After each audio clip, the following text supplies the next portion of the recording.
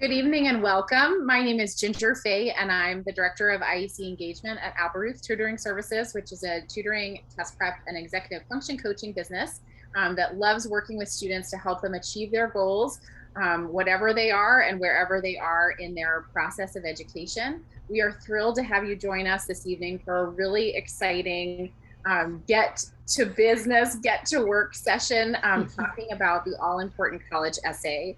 I'm joined tonight by Kim, who is a fantastic colleague and friend. Kim Lifton is president of Wow Writing Workshop, which is a great resource for students who are getting into the college application process, wondering how to tell their story. Kim herself is a former journalist, so she knows a lot about storytelling and a lot about teaching students to find their own voice and message and share it. And so I'm excited to have Kim share her thoughts and wisdom with you tonight. If you've got questions as our conversation continues, I encourage you to please put them in the Q&A box. Feel free to pop them in as they occur to you, and we will try and cram as many into the next hour as we possibly can. That said, we would like to start with a question for you all, or a few questions for you all. We'd love to know who's in the audience tonight. So we're going to push a quick poll to find out if we've got a combination of students and parents and educators, what year your student, you or your student are in high school. And so if we can get the poll started, we will get a quick sense of who is in the audience tonight.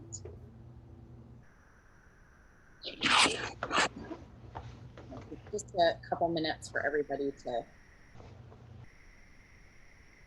pop their notes in there.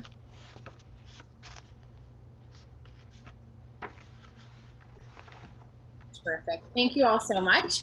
Without further ado, I give you my friend and colleague, Kim Lifton. Kim, can you get us started? I can. Thank you so much for inviting me back. It's a love fest. We love Applerouth tutoring as well, and I personally used them with my own daughter when she was having trouble in physics in high school. So awesome. There's my advertorial for the night. Let's move the slide over and get started. Okay. The biggest message that I have for you tonight, and what I have seen in our students and the parents we've worked with right now, end of COVID, not so much, beginning, we don't know, all these unknowns in the air, is that people are having trouble trusting themselves. And I want you just to remember that you heard this from me, from Ginger, from everybody who we want you to do well. And the secret to success on your application journey and the college essay is that you have to trust yourself. You have to trust that you are ready for this, that you're able to make the decisions as to what you want to share with colleges in your essay. It's your journey. You need to own the process. And if you do all that, you're going to become more confident, empowered, and ready for college and ready for your future. And I say that knowing that many of you have had very little time inside of an actual classroom at this moment, and that's really hard. So give yourself a break. Know that whatever has gone on in your life, you have learned enough about yourself, you know enough about yourself to do this. It is hard to write about yourself, but it is not as hard as you think it is. So tonight, I'm going to be taking you through the first 4 steps of our process that we use with our students, and the hope that you're going to get something out of it and just see how a process can help you define yourself, learn who you are, figure out what you want to say about yourself in your college essay. I'm also going to give you each a link to get a copy of this book, How to Write an Effective College Application Essay, The Inside Scoop for Students. So we'll give you that at the end. And let's get started. Next slide, please. So at WOW, our mantra is that to succeed on any college essay, being your personal statement that you're going to write on the Common App, a supplement for a college that you're going to need, a process to follow that has simple and clear instructions. You have the tools, you just need a process with instructions. A plan that's going to help you finish what you start with relative ease. And a schedule that's going to help you keep focused even while everything else feels like it's up in the air. You can make a schedule. I'm going to show you a sample schedule, which might seem a little out of context for you, but it's just to show you that in our process that we use, our students don't spend 8 hours on any day writing any piece of their college essay. We break it down into bite-sized chunks, and you can do that on your own. You can take a calendar, you can schedule time in your day, even if you're at school. You can spend 20 minutes at lunch doing certain pieces of this process and make it as easy for you as possible. Okay, let's move on. Oh, we did that one. Okay, so let's start by talking about what is a college essay really. So there's a lot of definitions I see online everywhere. I hear people talking about it, but really what it is, it's any piece of writing that a college requires as part of the admissions process. And some of them are optional, but for me, I'm gonna say that oftentimes optional isn't optional, depending on what kind of school you're applying to. But we'll get to that later. So these types of writing that you're asked to do, they're called personal statements, personal insight questions, which would be University of California, supplemental essays, which are those why college X essays, or the short answer questions. Lots and lots of more short answer questions are popping up at colleges all over. A college essay is an opportunity, and I'd really, really be so happy if you could not think of it as something that's really an awful thing that you're being forced to do, and try to change your mindset and look at it as this opportunity that's going to show people who may never meet you or know anything about you just what kind of person you are. It is extra credit. It can make your application pop. And actually, Ginger, you got that great little smile there. I'd like you to add some things about the college essay, because Ginger, which you all don't really know this, she's read a lot of college essays in her lifetime. So if you want to share a little bit, that this is a great time to do that. A terrifying number, in fact.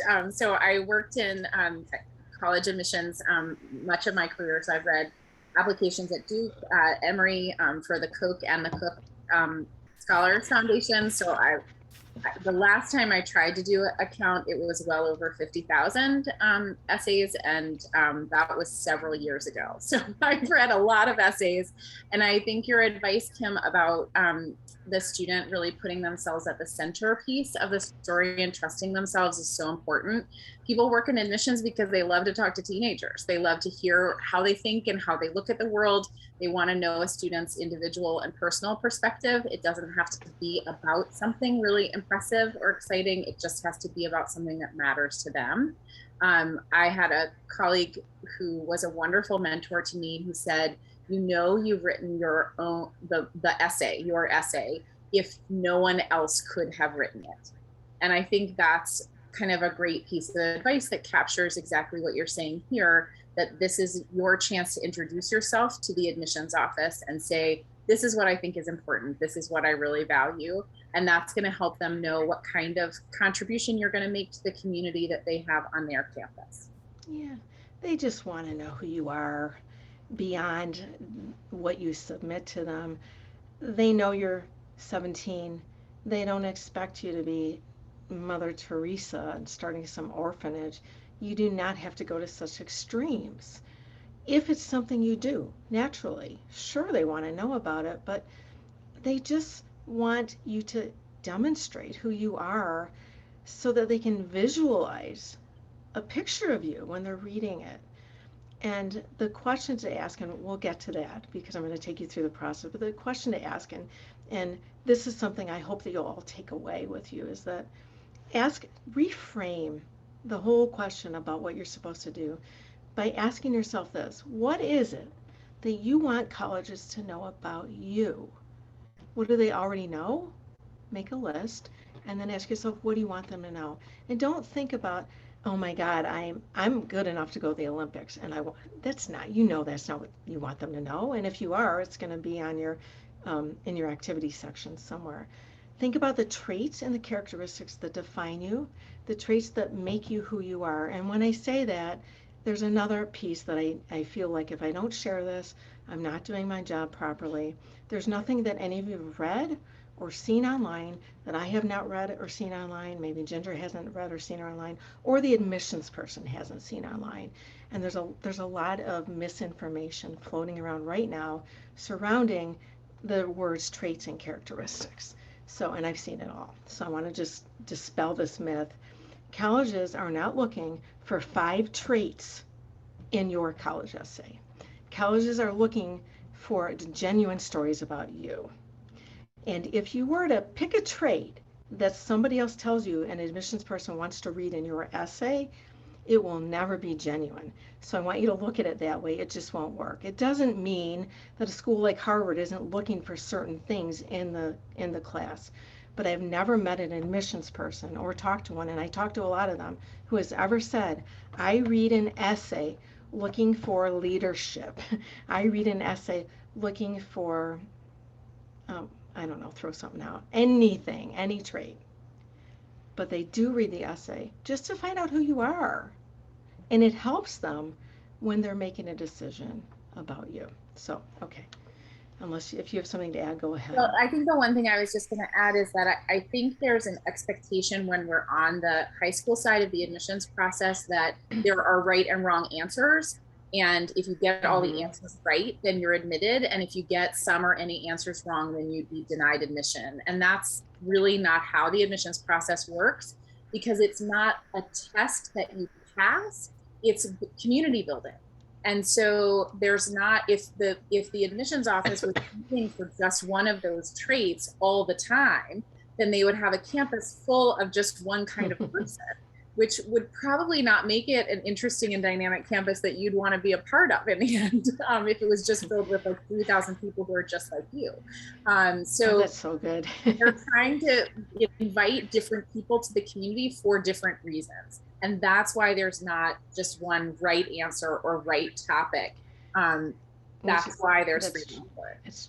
It's true. And I'm going to admit that when I first started reading and seeing these sessions that were actually telling students that, I actually thought maybe I was giving bad advice. I mean, for a minute, even though I knew I wasn't, because it didn't make sense. And I went, hey, wait a minute. If there really were 5 traits they were looking for, if this were really true, nobody would be able to write anything genuine. And you can't write something genuine unless it is genuine. So if you try to make it up, it just won't work. And you're never going to write it effectively. So there you go. Anyway, so there's my soapbox. We can move on now.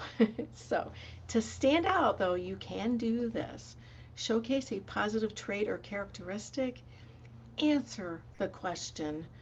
For Pete's sake, so many students have a topic in mind before even starting the essay. They're so fixated on what you want to write that you're not even answering the questions. So be careful. I want you to sound like yourself. You are a high school student. You sound, and you should sound like a high school student. Think about how you would tell a story to me if you met me in an elevator. Think about how you tell a story to your best friend. Put some periods in between those sentences and you're off to go. Illustrate something meaningful to you, not meaningful to your mom, dad, your coach, your counselor, not about something that someone else tells you is meaningful. And that's what we mean by genuine. Just be genuine. And it has to be insightful. It has to demonstrate reflection. You don't have to go so deep to the bottom of the ocean, but you have to reflect. Nobody expects a 17-year-old to spend your life reflecting on everything, but you have to be at least a little bit, as far, as deep as you can go, and as deep and as comfortable as you are doing that. Okay. So I told you I'm going to take you through a little bit of our process, just so you can get an idea of a writing process. I don't think that all the people on this session tonight are going to call me up and say, hey, Kim, this is a great match. We want to work with you. And to be honest, we don't have a lot of spots available. But if somebody feels like they're interested, for sure, reach out to me. So step 1 of our process is understand the prompt. A lot of students start with the topic. And if you can see here, we don't get to the topic almost until step 3, which is after brainstorm ideas. So it's very important that you understand every single prompt that you're going to try to answer before you answer it. So if you're starting with your topic, take a step back, look at the prompt, and try to understand it. In the book that I'm going to give you tonight, we parsed every single Common App prompt from a couple years ago. Some of them are a little outdated. We're going to have a new book soon, but the way we parse the prompts will help you parse any prompt. And maybe when we're done with the presentation, we can do a few extras for you to help you really get an idea of how to do that. Step 2, brainstorm ideas. Step 3, we focus on a theme. I'll explain that in a minute. And 4, free write for details. So I'm going to go through steps 1 through 4 just to give you an idea of how writing a college essay is different from what you're doing in your high school classroom or your social studies class, just so that you can see. Okay, next. So I told you that the schedule is golden. It's like your God here. So this is just all this is, and I know this can be confusing, but I just want you to see that you can make your own schedule. You don't have to use this anything. You can take your calendar and make a schedule so that you know when you're going to do your work. Take your calendar, take a schedule, but I want you to see that most of the tasks on here don't take that long. So there's not like that, I'm working all weekend on my college essay. That's what I really want you to take away from this, but I don't want to confuse with it, so we'll move on. And this is the book that we're going to give to you. I can actually write it. I'm going to write the link in the chat box, just so, and it shows up in a slide later. If I spell it properly, that'd be great, right? Workshop.com. It's wowwritingworkshop.com/free-student-book. And I'm going to share this with everyone. And that's for you. Free book. It will take you less than an hour to read, even if you're a slow reader. It's packed with really good information. Okay, let's move to the next slide. So I always joke about this, that on my tombstone I wanted to say, she knew her audience. And I don't expect you to laugh. But in life, this is such good advice. You should always know your audience. And for the college essay, for the place where you're applying to college, you need to know who is reading it, who they are, what you're writing, and why. And I'm going to start with the who, even though what is the first one on the left. So you're writing for Ginger, pretty much. Ginger worked in admissions for a lot of years. And she read a lot. I think you told me once it was like 50,000, right? Yeah, that's a lot of stuff to read. Imagine how you're going to remember everything about this. So you've got Ginger, a smart woman who wants to admit you to her school, who really wants to like you, and knows nothing about you except what she sees on your application. So you got to get her interested in you. That doesn't mean she has to fall in love with you, but she has to know who you are, kind of take that piece that you wrote, match it to your application, see if it matches, make sure you haven't plagiarized anything, all the little things that you're supposed to do or not do, and say, hey, do I want to know more? You want to write for someone who knows nothing about you, and you want, that's the reaction you want, right? Do I want to know more? You need to get that person to want to know more about you. It's not necessarily standing out, as we use that term a lot inside of the admissions world, but it's that the person needs to want to know, oh, that's really interesting, I want to know more. Why do you have to write this for this particular audience? Because they told you you have to do it. And it doesn't matter if you want to, if it's annoying to you, or you think it's a pain in your butt. You have to do it. They asked. And if you assume that people don't read it, you're assuming wrong. And it's a waste of your time. So know your audience. What? You're writing an essay or 10 for someone who knows nothing about you except what they read on your application, because they want to admit you to their college. And they're the Office of Admission, not the Office of Denial, even though it often appears as if more kids are denied than not. Keep in mind, at most schools in this country, they admit more than they deny. The schools, the people who come to webinars like this, often are not the schools who say yes all the time. So if you're one of those students who's applying to schools with very low admit rates, you have to still have to do the same thing. But Ginger is your audience. So it's always fun to have Ginger here because she is your audience, and you can actually tell them a little more about the audience than I can because I only know you guys. I'm not inside of your heads. Well, I think the most important thing is to recognize they're human beings. So they're real people who are reading your application, and everyone has to work for love or for money. And I'll tell you, anybody who works in college admissions is doing it for love. It's a really exhausting work. And there's a deep, deep commitment to helping students through the process. So a lot of times the admissions officers might be graduates of the university or college where they're working. It might be people who are deeper in their career and might not have gone to that school. It's a really interesting mix of people typically, because that's the only way you can wind up with a really interesting mix of people on the back end. And so but they're just people. They're real people who really genuinely want to get to know you. I think that's like the answer to the who, is that they're people who care deeply about students and have read a lot of essays, which is to say they can really recognize a 17-year-old's writing, and what is genuine about that and authentic, and what can be trying too hard or helped a little too much.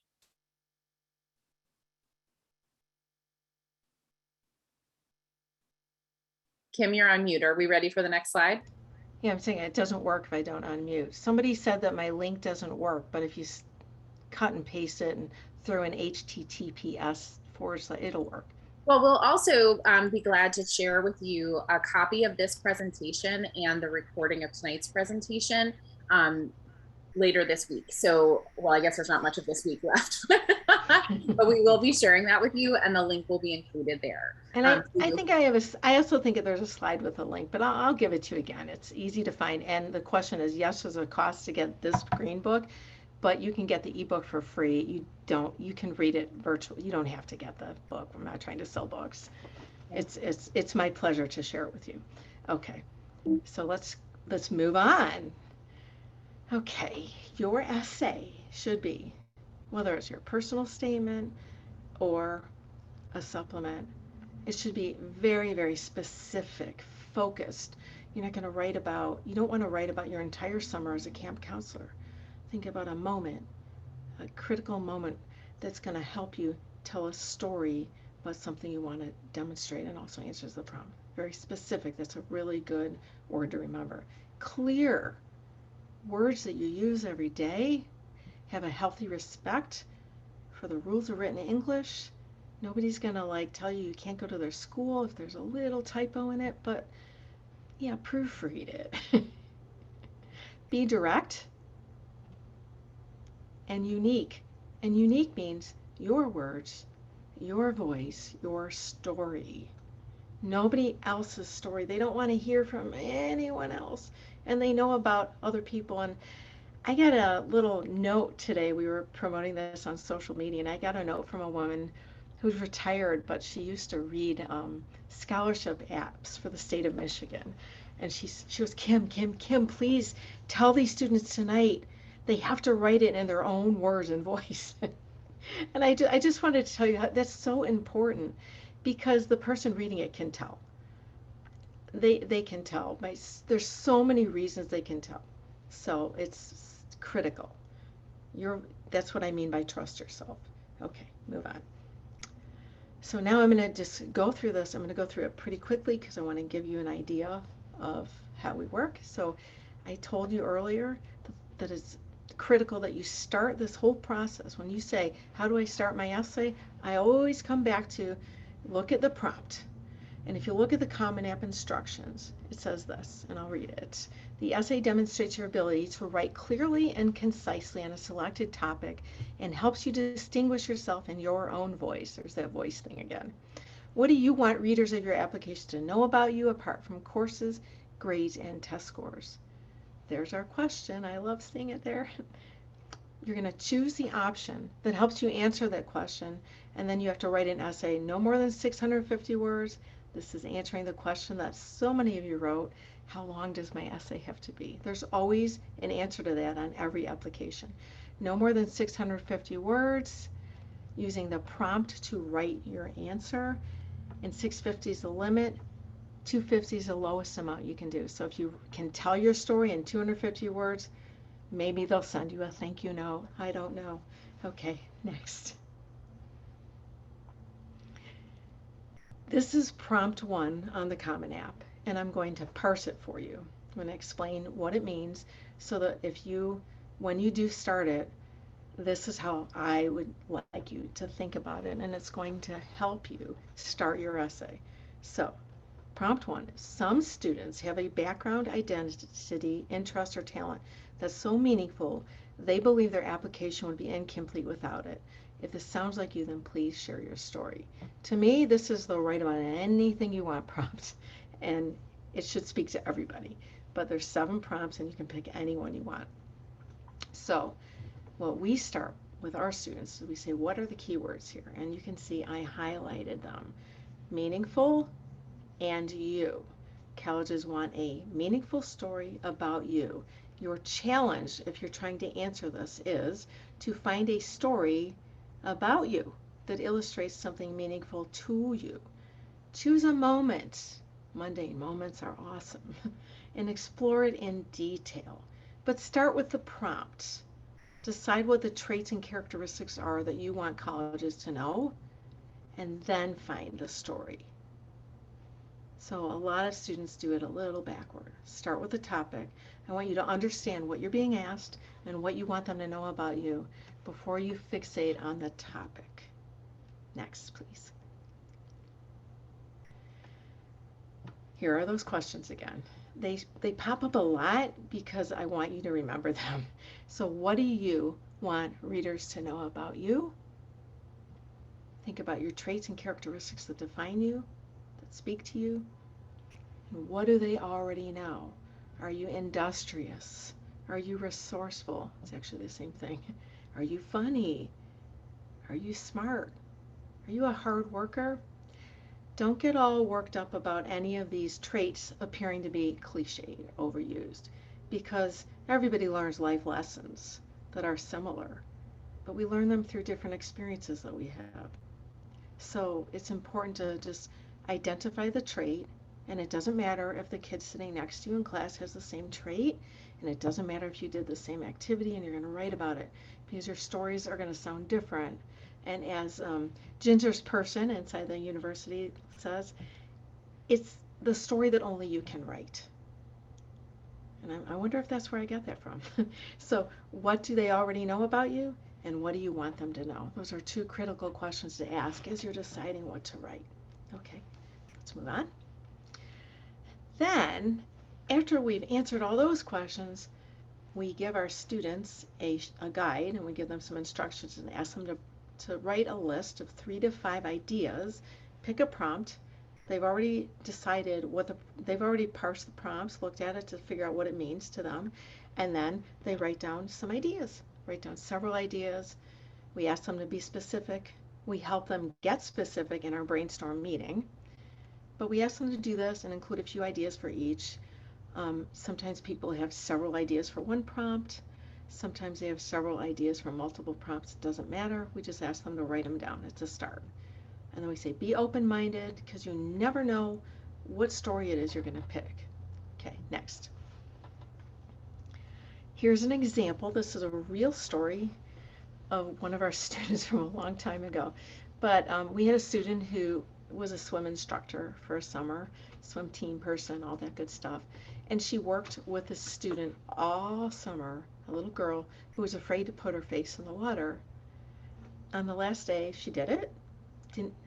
The teacher, our student, didn't feel frustrated. She wanted to help her. It was very quiet, overcast. Girl was playful, trusted her.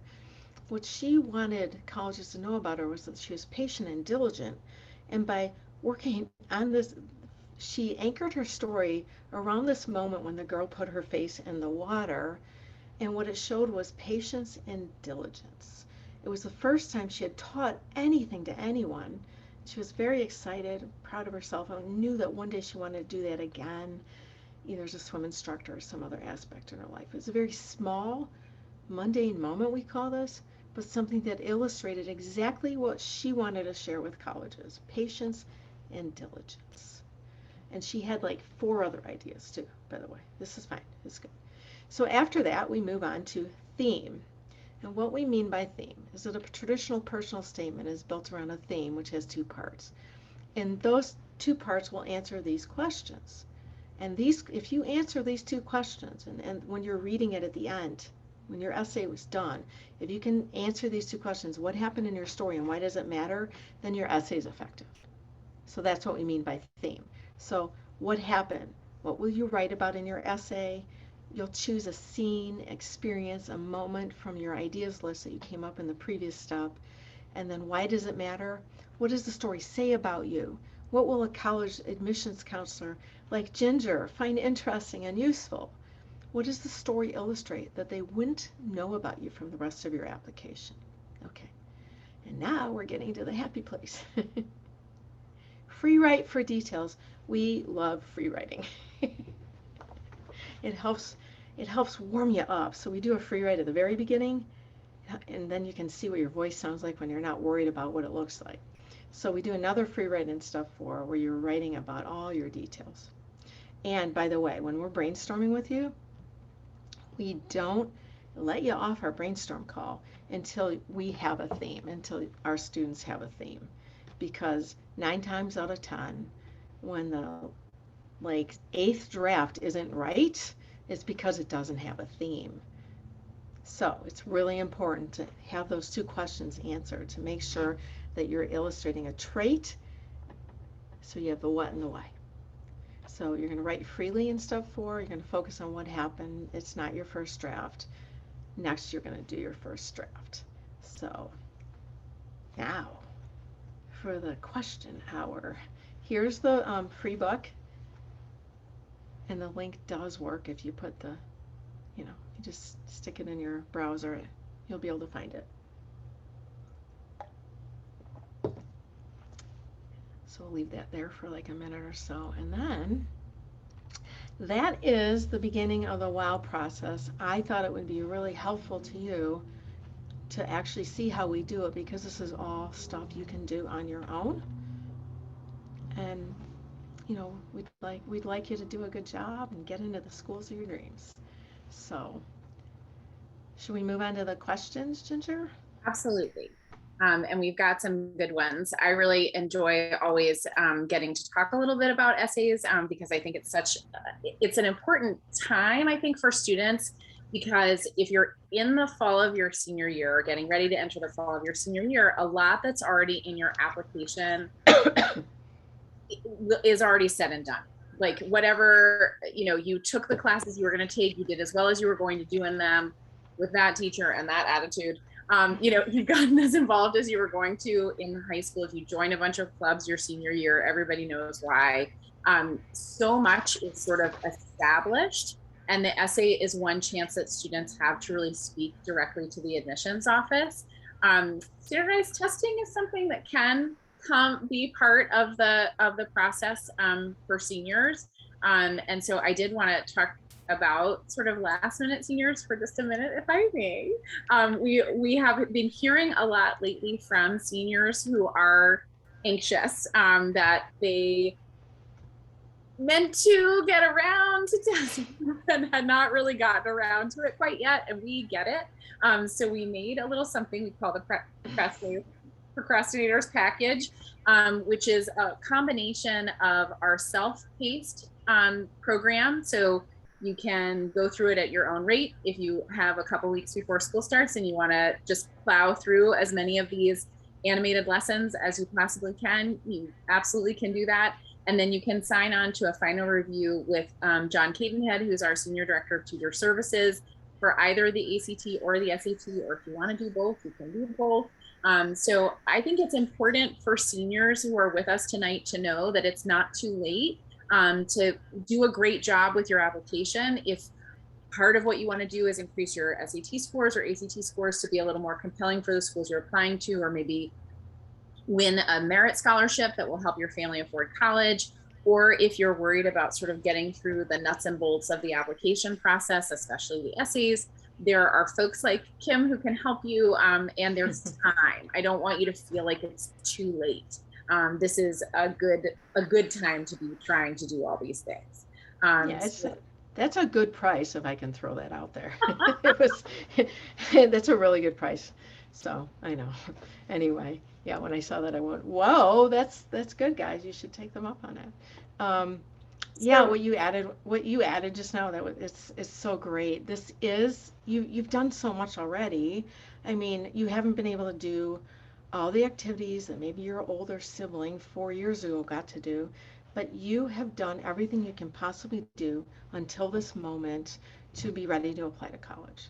And they know about the limited things that have, the limited activities. They know you've been home a lot. They understand all that.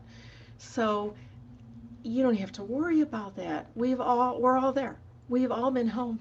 We've all been masked up. We've all been in the debate about a lot of things. So don't assume that colleges are going to be mad at you if you didn't do a lot of activities. Really, it's okay. So well, I think what you've that's got tied into left, one. I'm sorry, what? Well, go ahead, but I was I just have a going to couple say, questions so, from. oh, yeah, what you were going to say is all you have left is the writing. I mean, you're going to fill it out, you're going to do your activities section, and all you have left is a place to tell them what's going on up here. So do it. It's a great gift that they've given you. It's an opportunity. And I think going forward, we're probably going to see some more. The essay's not going away. It's not going to take the place of the test. I'm going to tell that to you right now. Is it more important? Is it less important? I have no idea. And Ginger could say she has an idea, but none of us do. But what we know is that it's important and that you should take it seriously, because anytime colleges ask you to do something, they want it. And it's just a waste of brain cells to start to second guess it or to ask people what it means or what it doesn't mean. So just do it, give it your best, and you're going to get results. Now, Someone, one of our attendees asked what weight you would assign to the personal statement in the admissions process. Is it 30%? Is it perfect 50%? segue.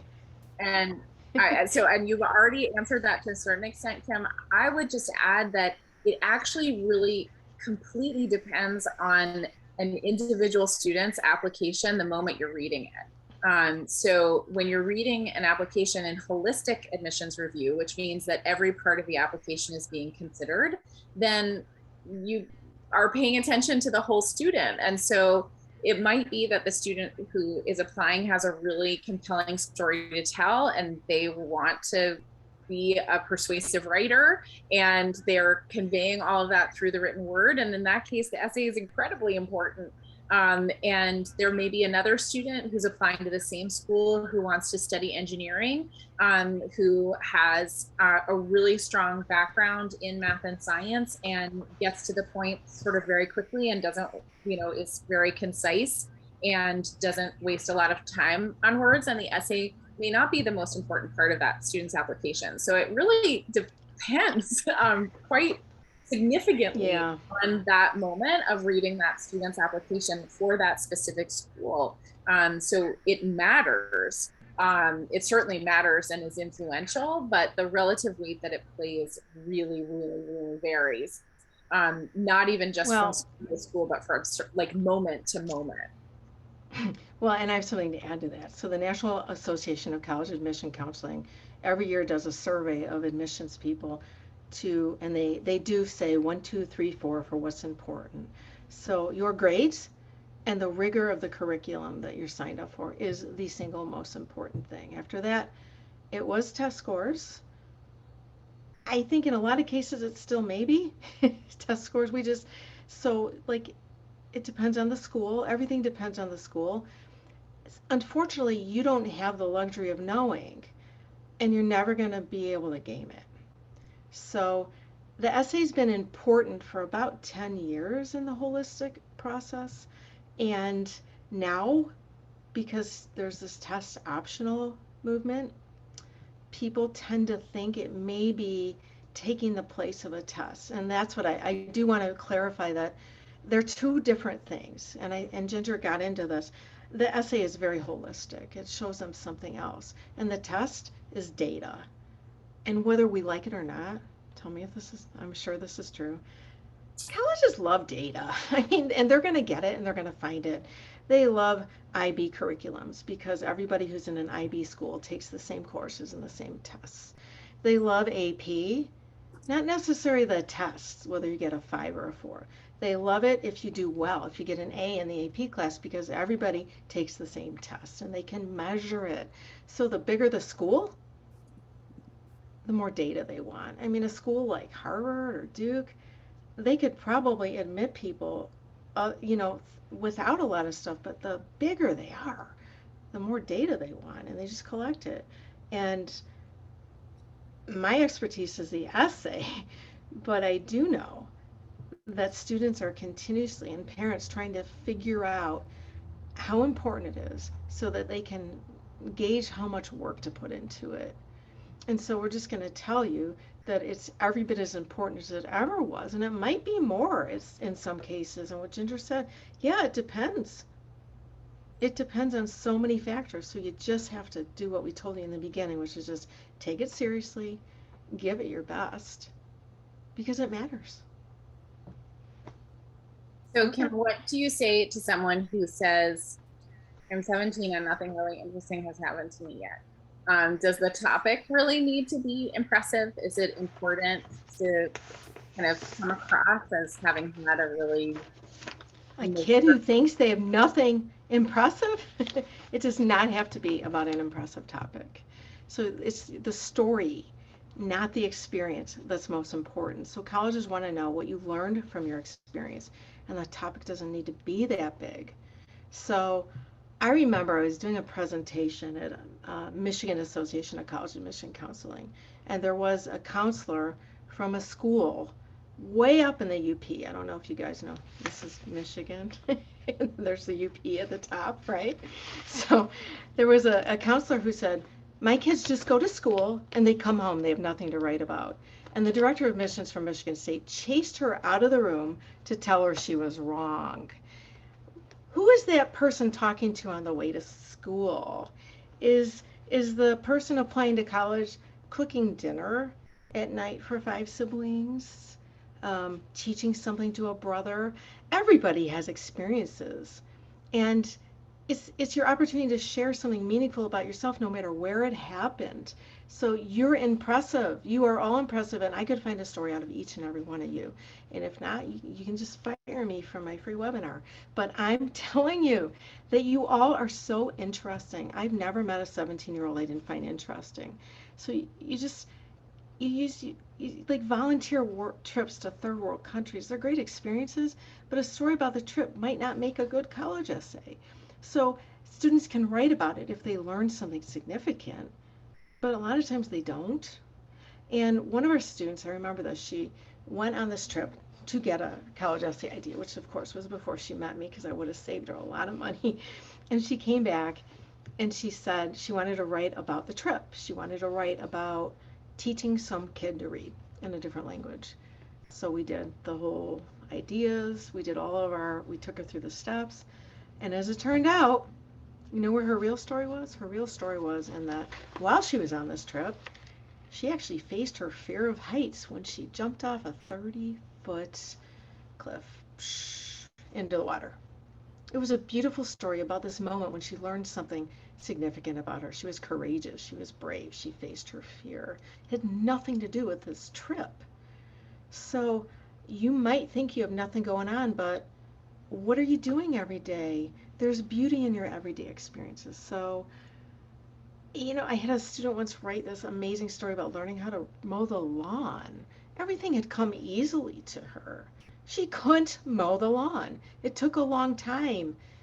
But through this experience, she bonded with her father, who she hadn't spent a lot of time with, and she understood that she saw she was patient, she worked hard. It was like this great story. So I don't believe you. If somebody comes up to me and says, I have nothing to write about, I've done nothing big, I'd go, nonsense. So I think that answers that. I think it's true. A practical question. Is it okay to write about the same topic for more than one essay?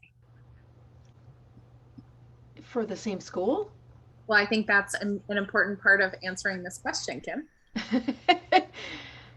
So I would, I would never recommend writing about the same topic for one school.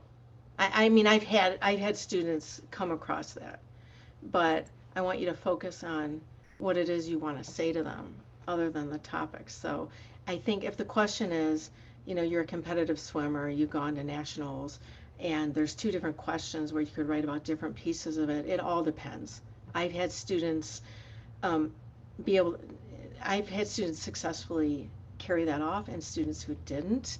And you're going to have to probably work with someone to figure out what it is you want them to know about you, look at all the questions, and see what you can come up with. I would generally encourage, no, I'd say you have a lot of stuff to say. You don't have to write about the same thing. And you might bore Ginger. well, I would add a couple of things. One is that sometimes you are writing about the same thing and only you know that. So for example, the student that Kim was just talking about who went on this trip, right?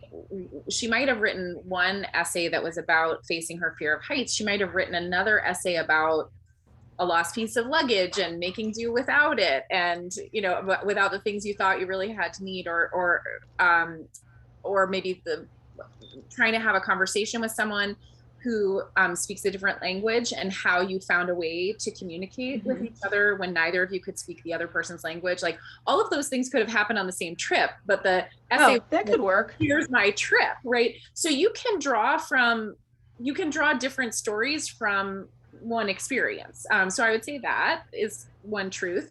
Another thing I would say is that you can plagiarize from yourself at different schools. And this is what Kim's point is that you wouldn't want to just, you're not going to reuse some part of an essay for the same school. But you can use the same essay or some version of the same essay for multiple schools. And that's really what the Common Application is all about. So Kim mentioned the Common Application earlier. If you're not familiar with it, it's basically a way to apply to multiple colleges without having to write your name every single time. So it's the Common Application is, their website is commonapp.org, and it's accepted by over 900 colleges and universities, both in the United States, and several schools abroad now use it as well.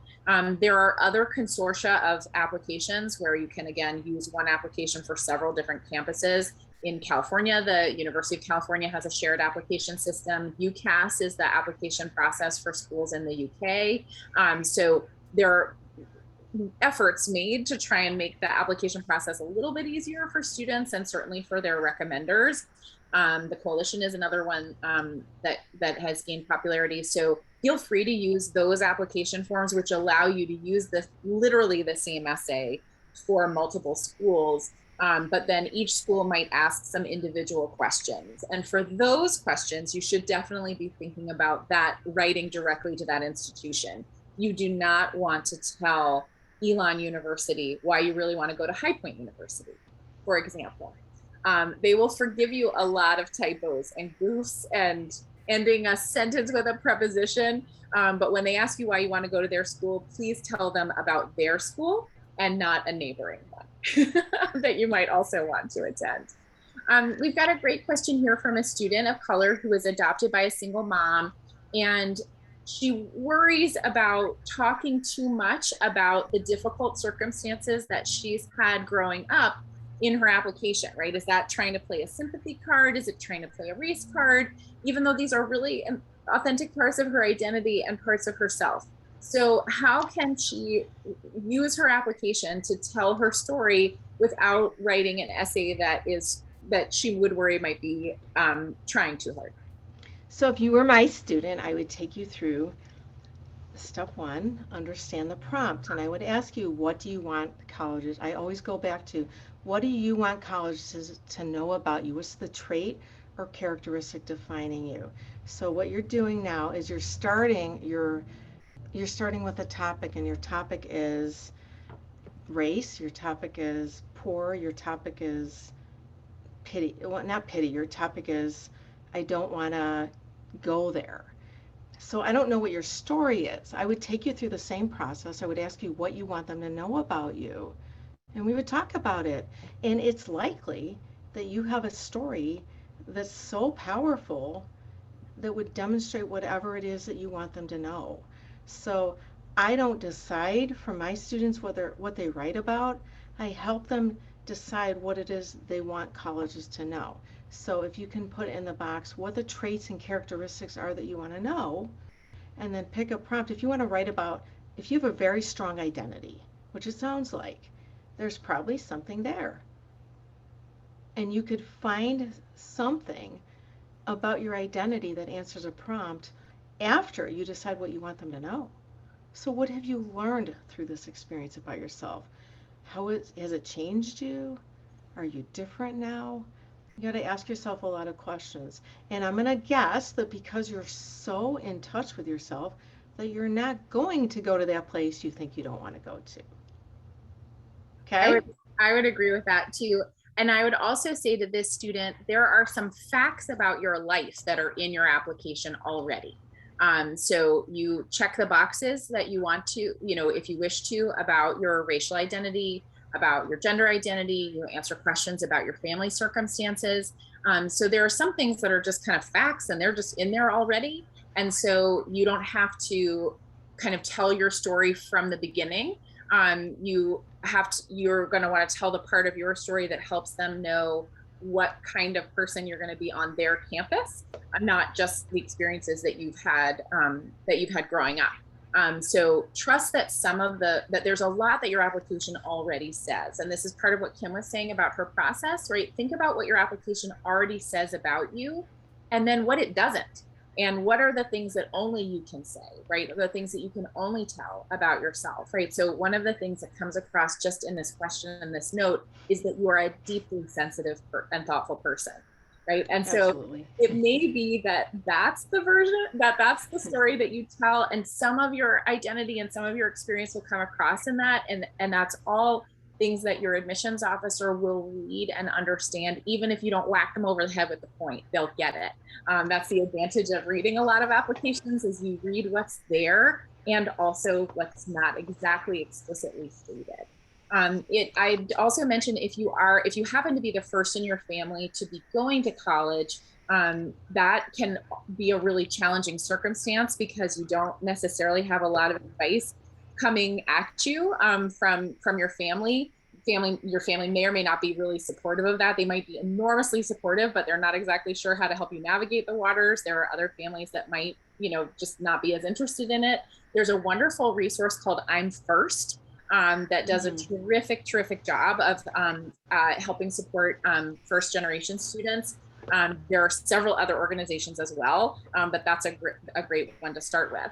A not completely dissimilar question from another person watching the webinar is, if a student has learning differences, is that something they should mention in their essay? So similar in terms of like, here's this personal thing. Should I talk about it in my essay? Kim, can you talk And about that? I get these questions a lot. It's actually the same question.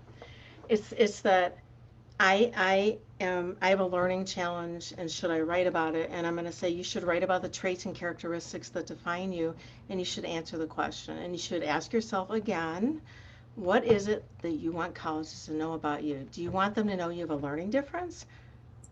Do you want them to know how you've dealt with this? If you are really resourceful, I'm just pulling something out. So you're really resourceful, you have a learning difference, and you figured out a way to get the help you needed so that you brought your grade way up. I'm going to go, okay, so you're resourceful. Then I would ask you, give me some other examples that demonstrate how resourceful you are. Then you would pick which one you think best demonstrates what you want them to know. I can't tell you if you should or shouldn't write about a learning difference. I don't care if your story's about it or not.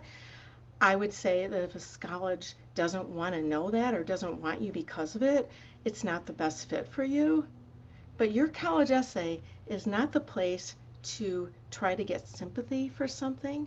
Your college essay is a place to share something meaningful about you that's important to you, not something. When I get that question, I sometimes think the students want to write about it because somebody in your life told you that that would help you get in because you have amazing grades and you also have ADD or you also have dyslexia. Some colleges don't like that. Some colleges don't care. We never know.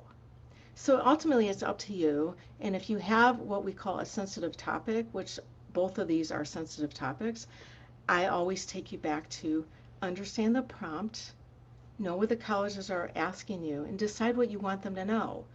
And kind of open your mind to some ideas, and then you get to pick what the story is and make sure it'll work.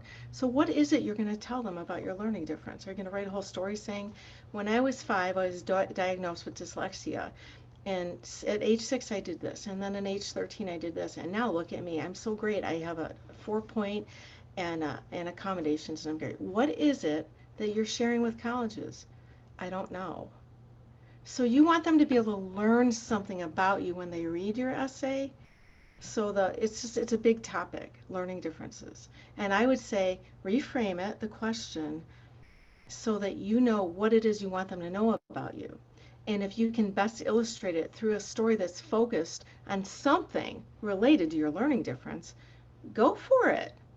And if you question it, that it might be too sensitive or not, you have a really good high school counselor in your there who might be able to shed some light on that.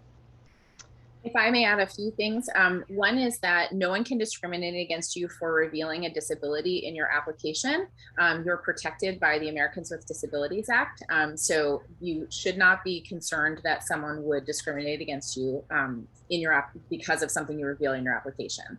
That said, your essay may not be the best place to share that information, even though you do want it to either be part of your application or part of your transition to college.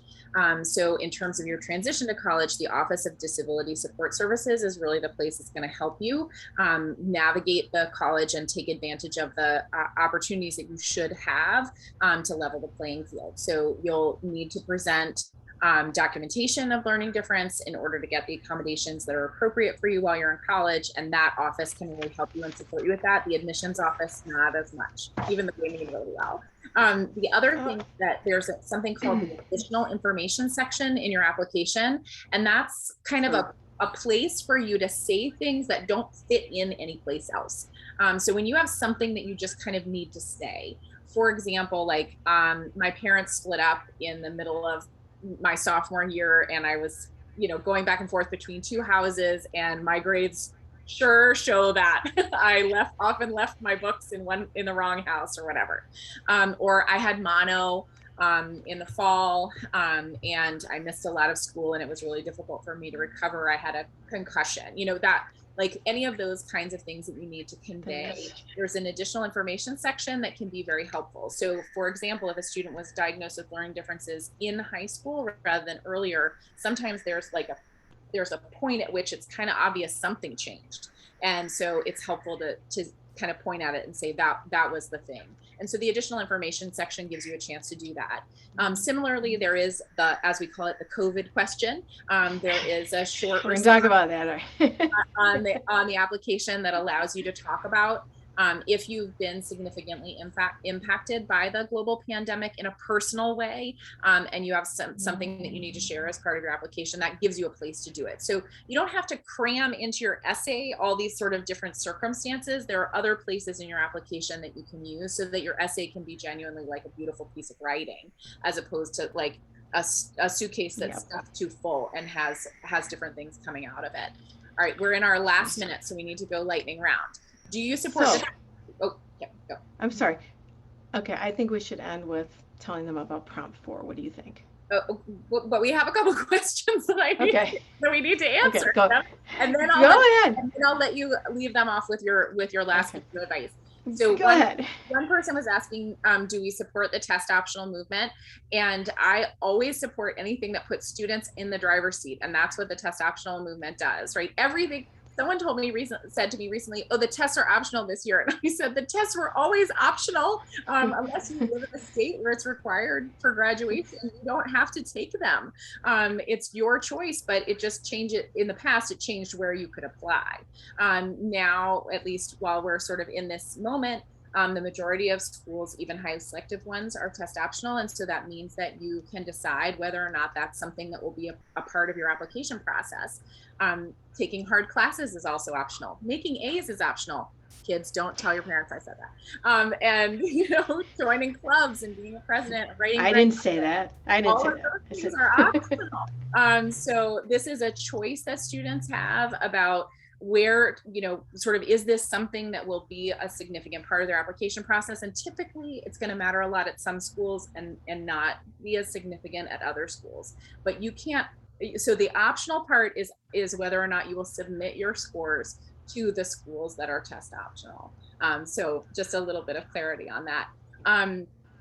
There's another question about who should review your essay before you submit it. I would definitely say, right, our advice about essays is that it should be authentic and it should be your voice, but it is helpful to have another set of eyeballs on there. It is, and I can add to that.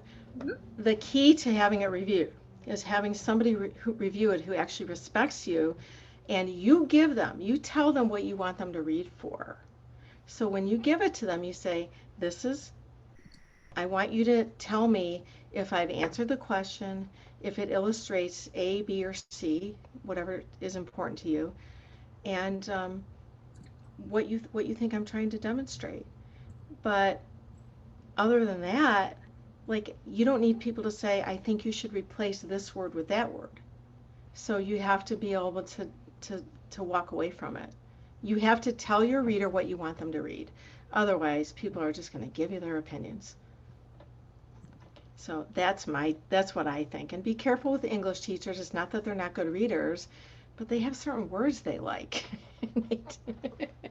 They're great. We love English teachers, but this is your story and it's different from that. And your audience doesn't care about if you use a transition that you learned in English class. It's different. So yes, somebody should proofread it, but that is it. They shouldn't be shortening your sentences or tightening your sentences because of sentences passive. Once you feel good about it, don't let anybody read it who you think is going to undo that. All right, Kim, I'm going to let you give your last piece of advice. But before I do that, I'm going to invite our last poll question to pop up. And we want to know how we can help you. Is it with academic tutoring? Is it with getting ready for test prep? Is it executive function coaching?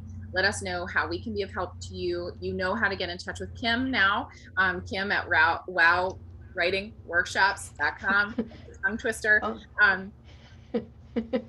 Yes. It's not that hard. Oh, Just teasing. well, I mean, you have a lot more practice, I guess. So feel free to reach out if there are ways that we can be helpful to you. As we mentioned, you will get a copy of this recording, and Kim has been kind enough to share her presentation with us so that we can share with all of you. So that said, Kim, last minute, give us your advice on this new prompt that has joined the application this year. So I'm guessing that by now you've all seen the questions on the Common App. But if you have not, there's a new prompt that's about gratitude. And it has gotten a lot of ink inside of our world of admissions. Some people said it was great. Some people said it was not so great. What we always said was, it doesn't matter what we think. We're just going to tell you what it means. But I want to tell you that we have seen some really nice, meaningful stories that students have written about this prompt. And the prompt is this: reflect on something that someone has done for you that's made you happy or thankful in a surprising way. And how has this gratitude affected or motivated you? So it sounds like it's asking you about a time you felt gratitude. It's not that simple. It's reflective and specific with a lot of keywords. Reflect, surprising, gratitude, affected, and motivated. So you're being invited to reflect on someone else's action, but the story should not be primarily about the other person's act. It should be about how the experience affected you, what changed for you, or what did you do differently as a result. The prompt doesn't ask you just to share any act of kindness or thankful, something that made you happy or thankful, but it asks you to, they want to know something that someone did for you that made you happy or thankful, and in a surprising way. So I kind of thought that was hard to do, but I'm saying now it's not. I mean, these students are just taking it and nailing it. So I want you to know that You can do that too. So maybe this other person surprised you with their kindness, or you were surprised that you felt so grateful or happy, or maybe it came through in some other way. But if you can identify a story that's focused on you, showcases that characteristic or trait that demonstrates who you are and fits these criteria, explains how the gratitude affected or motivated you to do something, this could be a really good prompt for you to consider. And I'm not telling you it is. It's just the new one, and nowhere, it's not parsed in my book. So I can share this with you if you want to stick it in the email. I don't care, or if it's necessary. But yeah, I wanted to share that with you guys because I've had a lot of students answer it. So, Well, Kim, I am grateful for you. And I and am always surprised by the things that I learn as we talk about college essays, despite the fact that I have been repeatedly applying to college for like the last 25 years. Um, so thank you for sharing your good and advice. I'm And grateful to you thank you. and all of you guys. We We're love you, really and we're grateful for all of you tuning in tonight. Thank you for your great questions and energy and enthusiasm. We're thrilled for the adventures that you have ahead of you and grateful to be of help if we can along the way. Thanks for tuning in and have a great night. see you guys. Bye.